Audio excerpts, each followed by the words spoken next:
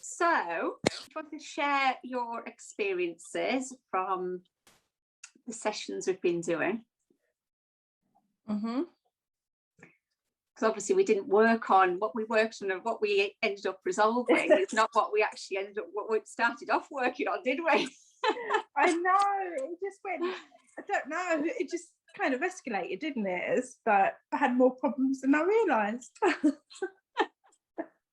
But I feel it's opened up a lot of, I don't know, it's lifted a lot of weight off my shoulders and a lot of anxiety, and that I didn't even know was there, to be honest with you.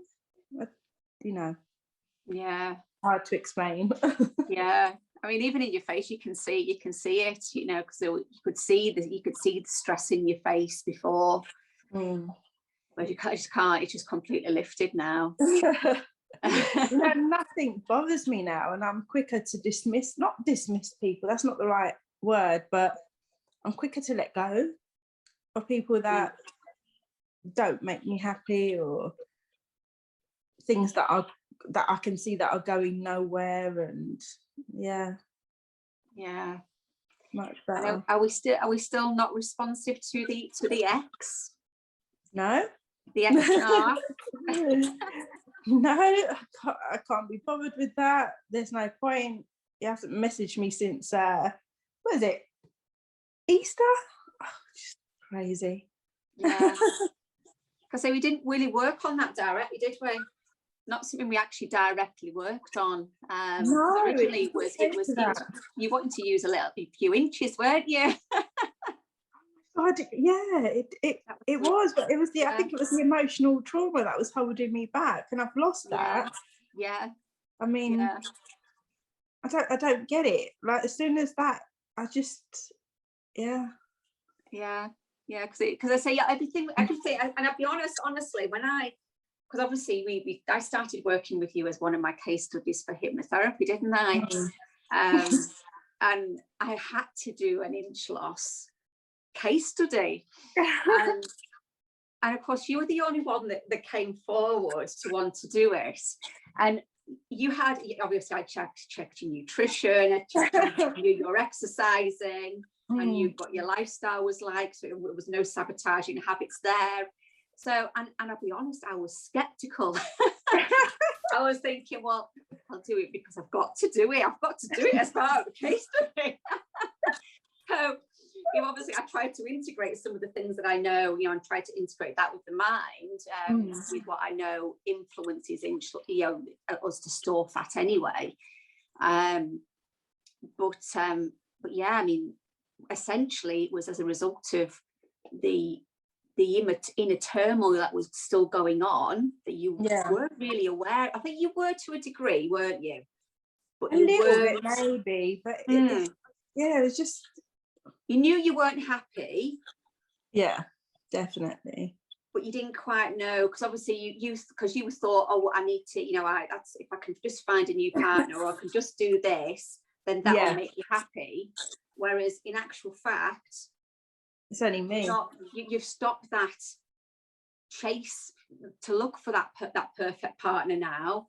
You just want to sit back and wait. I feel like I am happy now. Yeah. Definitely. And that was what was holding on to those inches, because you weren't happy within yourself, and because of the abusive relationship you were in, that you were still activated by whenever he used to contact you, the brain was still protecting you from that. Because if you don't feel good, you don't feel like you look good, well, you're going to be quick to get out of something, and that's essentially what was happening with you, wasn't it? Yeah, it's amazing though what I found out, and along the way, and my parents, and then it all came to my ex, and it's just like, whoa. Yeah. What am I dealing with? But and it's amazing how it all ties together as well, like one thing. And the realization as well that I was never in love with that. It was just an emotional bond, and oh my God. Yeah. And I think even now he'd love to control me, but he can't. He's got nothing on me now, and that feels so good. That there's no more, the fact that there's no more anger and there's no more, you know what, I just feel sorry for him. That's whatever. He's going to do it to someone else. Well, yes. I just hope that people, like, I shared some of your posts and everything, and I saw a Matthew Hussey post, which I shared, and I'm hoping people, like, wake up. Like, one girl commented on my post, and I'm thinking, well, wake up, because you're in a relationship that you're not happy. Like, don't leave it for years. Don't even leave it a year. She's left it a year, but like, Yeah. Don't leave it. Don't think that you can. Your marriage didn't work out, but don't think that's your risk. Just, it's not on just you. Yeah, it's not happened because of you. It's just happened to you. It's just unfortunate that. That's it. Yeah. You shouldn't be in a relationship that you're not happy with either. I think that you're a failure because it's not going to work out if you move on. Yeah, but until we heal those inner wounds for our system, it feels safer. Yeah, it does. Yeah, doesn't it? Our system feels safer, even though we know intelligently it's not right. We know intelligently that, but our we just can't resist it. But the amount of times I did break free and went back was unreal. And why? Yeah. I don't know. Yeah, definitely. How are you doing with your because a big thing for you was you were struggling to see any light at the end of the tunnel in terms of life ever being on your terms and being able to live life on your terms and having that financial and time freedom. How are you getting on with how are you getting on with that? That's been brilliant. I'm just planning things more, and like, it's me that no one else can make me happy but me. That's what I've learned as well.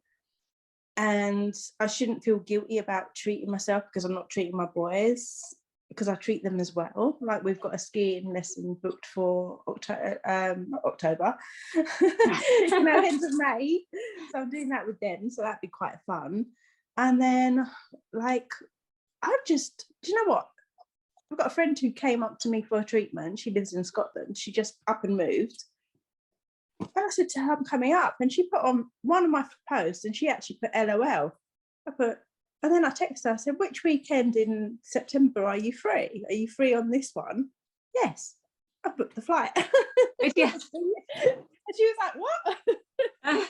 She's planning all fun things for us to do. And then the second weekend, I'm going to Falmouth to drop my son off to uni. And you know what? Instead of staying in a nice little B&B, nice and cheap, I thought, no, I'm going for a spa hotel that I wanted to stay in. I'm not having a holiday this year, so I might as well. Well, exactly. Just that's me making myself happy. And it's funny, it's like, because my mindset has changed, and I know there's been a lockdown because I'm in like the therapy industry, doing massage and facials. I know because of the lockdown, a lot of people have rushed back, but it's consistent now, and it's like I just find that I'm making more money, I'm attracting more people. All that's changed as well, which I guess that was a knock-on effect. It is. It's because it affects our energy. It literally affects our whole energy and what we, the people we attract around us. It just affects us because it just creates a whole energy field around us. Yeah. With what we're feeling inside. Our brain will scan, because our brain doesn't want to be wrong. It hates being wrong. And it scans the earth looking for validation.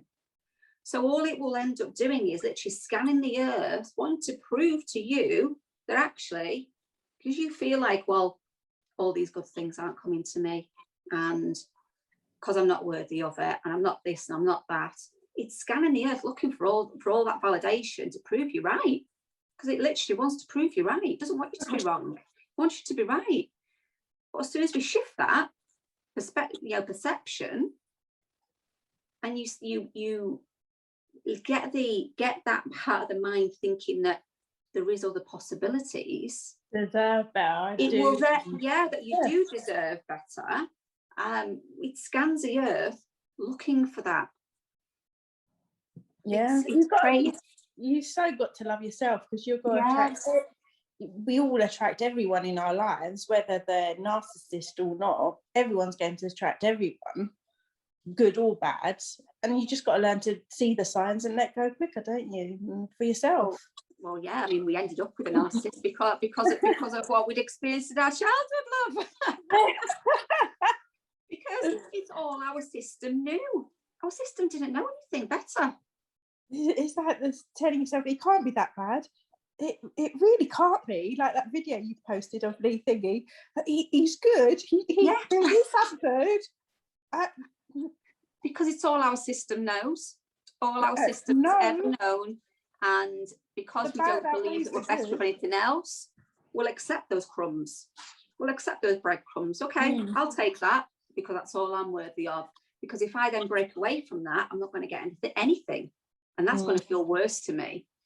So it's safer to stay. And so until we build up that little child inside of us and make that little child realise that, well, actually, you've always been worthy of much more, always.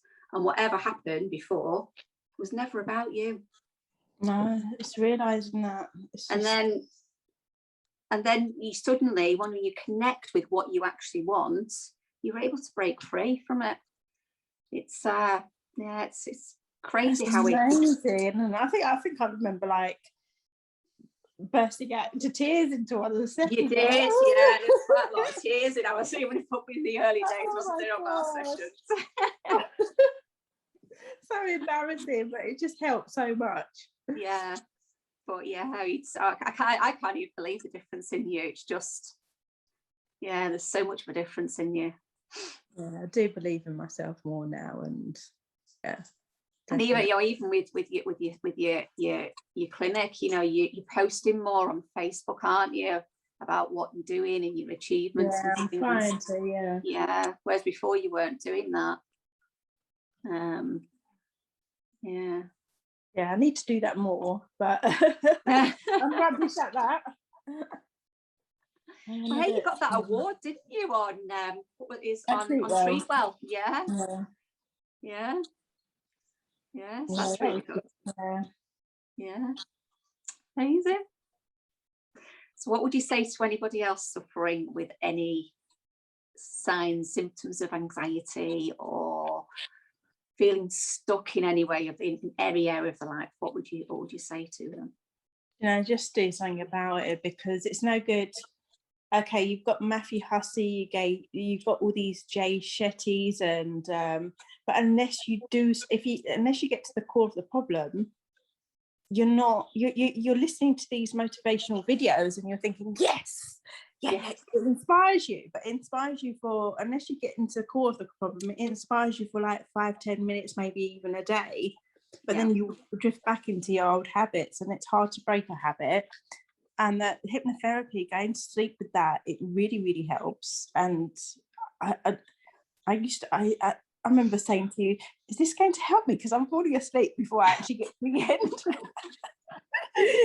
But it does. It's and the chats and everything. And gosh, you've got to go to Katie, basically, because she'll take you on a journey. And See, with the hypnotherapy, what we've done, we were reprogramming your belief system. So because we started that off in the early days, and then I brought in the trauma stuff, that's when it really took a real turn for you, once we started dealing with doing the trauma work and integrating that. But the hypnotherapy we'd already created that foundation, so we'd already started working on the unconscious mind with that belief system change. And then as soon as we dealt with that trauma element that was encoded, well, all that could flourish then. So I mean, all that work we did in the early days with just the hypnotherapy hadn't been in vain.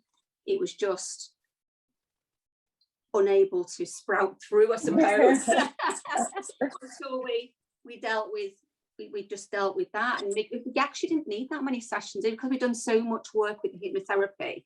We didn't need that many trauma sessions because we've done so much work early on and, unconsciously. Yeah, it's a lovely feeling that now it doesn't, I don't know, it doesn't affect me anymore. Like when he does go, I think, oh, stupid bugger. You know, and I know he's still playing games. Like he hasn't given me a penny this month, and I know that he wants me to get in touch with him, but I'm not going to, because it's not worth it. It's not worth it. Nothing's worth it. No. So fabulous. I'll stop recording now.